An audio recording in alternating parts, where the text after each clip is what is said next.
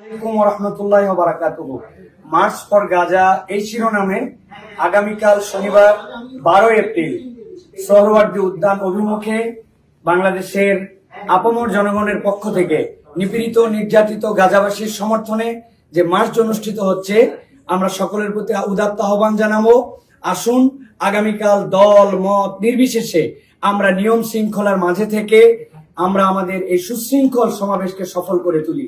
আমরা বিভিন্ন পয়েন্ট থেকে মার্চ করে আমরা গাজাবাসীর সমর্থনে সোহরাওয়ার্দী উদ্যানে আসব।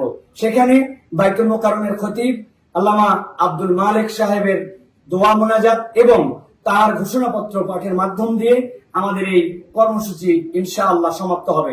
সকলে যে যার অবস্থান থেকে চূড়ান্ত শৃঙ্খলাকে রেখে আমরা নেমে আসি।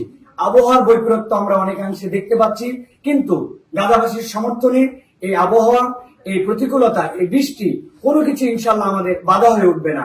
দেশবাসী এরকম ভাবে একটি ইস্যুতে সকলে এর আগে কবে সম্মিলিত হয়েছিলেন আমাদের ঠিক জানা নাই। আমরা সকলের প্রতি উদাত্ত আহ্বান জানাবো, আমরা শৃঙ্খলাবদ্ধ ভাবে এই মার্চ ফর গাজাকে সফল করার জন্য সকলে এগিয়ে আসি ইনশাআল্লাহ।